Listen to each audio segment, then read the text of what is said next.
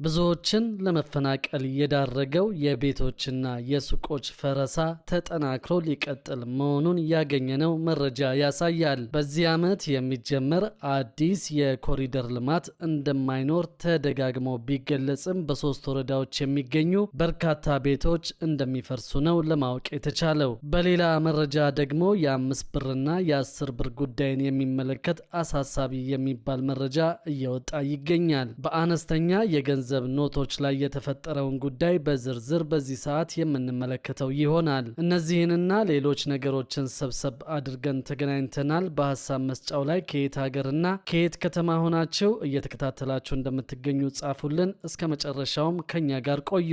የአነስተኛ የገንዘብ ኖቶች እጥረት የችርቻሮ ነጋዴዎችንና ደንበኞችን እየፈተነ መሆኑን ሰምተናል። በኢትዮጵያ የችርቻሮ ንግድ ዘርፍ አነስተኛ የገንዘብ ኖቶች በተለይም ደግሞ የ10 ብር ኖት እጥረት በዕለታዊ የንግድ እንቅስቃሴዎች ላይ ከፍተኛ ጫና እያሳደረ መሆኑን የተነገረው። በርካታ የሱቅ ባለቤቶች መልስ በማጣታቸው ምክንያት ደንበኞችን ለመመለስ ወይም እቃዎችን በዕዳ ለመስጠት መገደዳቸው ታውቋል።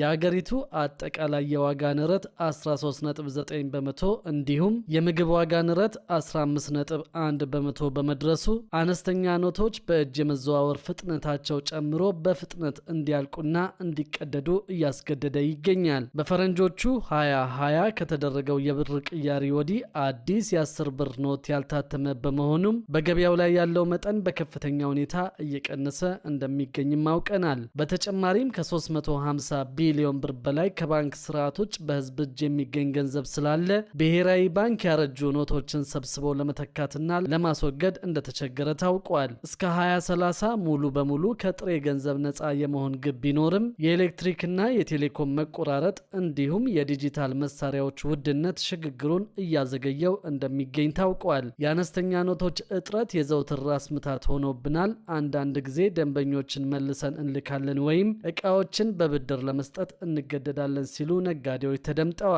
ከዚህ በተጨማሪ በኢትዮጵያ ባንኮች የሚፈጸመው የዲጂታል ገንዘብ ዝውውር 18.7 ትሪሊዮን ብር በላይ መድረሱን የኢትዮጵያ ብሔራዊ ባንክ ነው ያስታወቀው። ባንኩ ባወጣው አዲስ ሪፖርት የገንዘብ ዝውውሩ ማደጉን ተከትሎ የሳይበር ጥቃትና የመጭበርበር ስጋቶች ከጊዜ ወደ ጊዜ እየጨመሩና አይነታቸውን እያቀያየሩ መምጣታቸውን ገልጿል። በ2018 ዓመተ ምህረት ብቻ ከ13000 በላይ የሳይበር ጥቃቶች እንደተሰነዘሩም ታውቋል። ይህንን ስጋት ለመከላከልም የቴክኖሎጂ ስርዓቶችን በየጊዜው ማዘመን አስፈላጊ መሆኑን ባንኩ አሳስበዋል። በሌላኛው መረጃችን ደግሞ ብዙዎችን ለመፈናቀል የዳረገው የቤቶችና የሱቆች ፈረሳ ተጠናክሮ ሊቀጥል መሆኑን ያገኘነው መረጃ ያሳያል።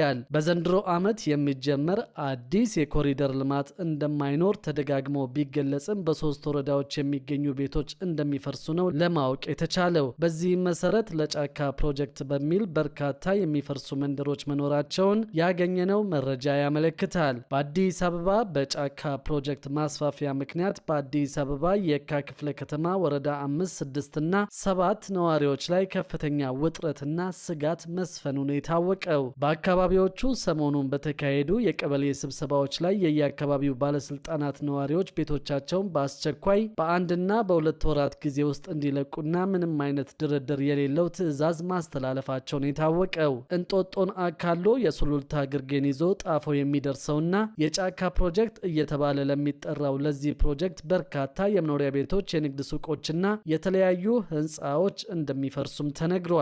በመንግስት ሊገነባ የታሰበው የጫካ ሃውስ ፕሮጀክት ሳተላይት ሲቲ እንደሆነ የተገለጸ ሲሆን ፕሮጀክቱ ከቤተ መንግስት በተጨማሪ በሺህ የሚቆጠሩ ቤቶችንና ሆቴሎችን እንደሚያካትት ታውቋል። ቤተ መንግስትን የያዘው ፕሮጀክት እየተከናወነ ሲሆን በ400 እና በ500 ቢሊዮን ብር ነው የሚገነባው ሲሉ ጠቅላይ ሚኒስትር አብይ አህመድ ከዚህ በፊት መናገራቸው የሚታወስ ጉዳይ ነው። ልንገነባ ያሰብነው የጫካ ሃውስ ይባላል ያሉት ጠቅላይ ሚኒስትሩ ፕሮጀክቱ እጅግ ዘመናዊ መሆኑን ገልጸው የኢትዮጵያ ቤት ሲሉም ጠርተውታል። እስከ 500 ቢሊዮን ብር ይወጣበታል ለተባለው የሳተላይት ሲቲ ግንባታ የሚውለውን በጀት ለምነን ሪሶርስ አምጥተን እንሰራለን በማለት መናገራቸውም የሚታወስ ጉዳይ ነው። ፕሮጀክቱ የሚከናወነው በ503 ሄክታር መሬት ላይ ሲሆን ከየካ ክፍለ ከተማ 5 ወረዳዎችን እንደሚያካትት ታውቋል። ግንባታው ሰው ሰራሽ ሐይቆችን ጨምሮ የተለያዩ መሰረተ ልማቶችን እንደሚያካትትም ምንጮች ገልጸውልናል። ይሆናል። የኢትዮጵያ መንገዶች አስተዳደር ፕሮጀክቱ ለሚያካትታቸው አካባቢዎች መገናኛ የሚሆን 20 ኪሎ ሜትር የሚረዝም የመንገድ ግንባታ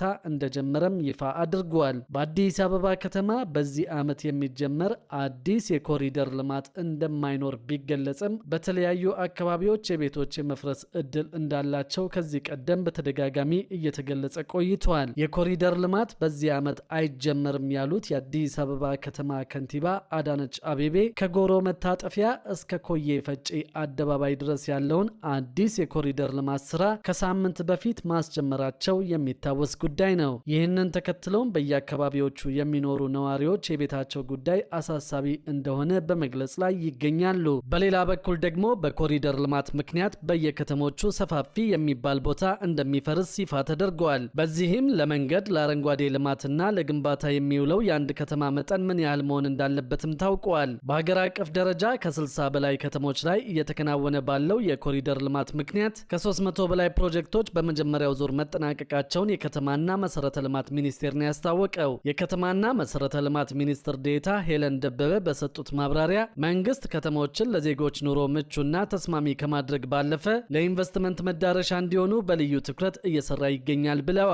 በዚህም ከተሞች ያሏቸውን ተፈጥሯዊና ሰው ሰራሽ ሀብቶች በተገቢው መንገድ ጥቅም ላይ እንዲያውሉ የሚያስችሉ የተለያዩ የልማት ስራዎች ተጠቃሽ መሆናቸውን አንስተዋል። ከተሞች በፕላን የተመራ አሰራርን እንዲከተሉ ለማስቻል የከተሞች የመሬት አጠቃቀም ፕላን ተግባራዊ እየተደረገ መሆኑንም ነው የገለጹት። የከተማ መሬት አጠቃቀም ፕላን 30 በመቶ ለመንገድ፣ 30 በመቶ ለአረንጓዴ ልማት እንዲሁም ደግሞ 40 በመቶ ለግንባታ እንዲውል ተደርጎ መዘጋጀቱን ጠቅሰዋል። ይሁን እንጂ በርካታ ከተሞች አወቃቀርና አመሰራረታቸው በፕላን የተደገፈ ባለመሆኑ ምክንያት የመሬት አጠቃቀም ውስኑነት እንዲፈጠር አድርጓል ነው ያሉት። በዚህም በቂ መሰረተ ልማትን ያላሟሉና ከደረጃ በታች የሆኑ በርካታ ከተሞች መፈጠራቸውን ተናግረዋል። በአሁኑ ወቅት በሁሉም የአገሪቱ አካባቢዎች እየተከናወነ ያለው የኮሪደር ልማት በከተማ ፕላንና በመሬት አጠቃቀም ዙሪያ ያሉ ውስንነቶችን ለመሙላት በእጅጉ እያገዘ ስለመሆኑም ሚኒስትር ዴኤታዋ ጨምረው አስታውቀዋል። የከተሞች ልማት መሰረታዊ ለውጥ እንዲያመጡ በማድረግ በኩል የኮሪደር ልማቱ ምቹ ሁኔታን እንደፈጠረም ነው የተናገሩት። እንዲሁም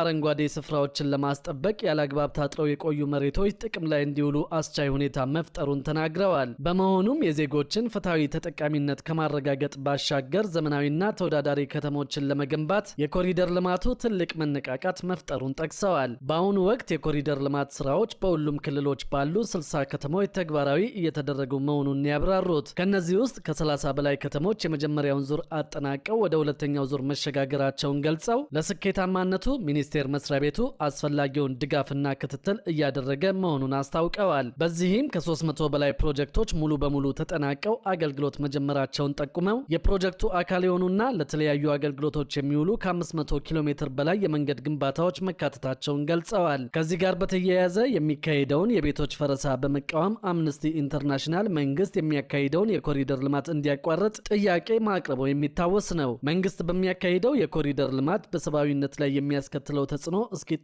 ድረስም የከተማ ነዋሪዎችን ለልማት ሲል ማፈናቀሉን እንዲያቆም ሲል ተቋሙ ጥያቄውን ማቅረቡ ይታወቃል። የመንግስት ባለስልጣናት በኮሪደር ልማቱ ምክንያት የተፈናቀሉትን በበቂ ሁኔታ ማማከር እንዳልቻሉና ቤቶችና የንግድ ሱቆችን ከማፍረሳቸው በፊት በቂ ማስጠንቀቂያ እንዳልሰጡ ገልጿል። ነዋሪዎች ሲነሱም በቂ ካሳ ለተነሺዎች አለመሰጠቱን ነው አምነስቲ ኢንተርናሽናል የጠቀሰው።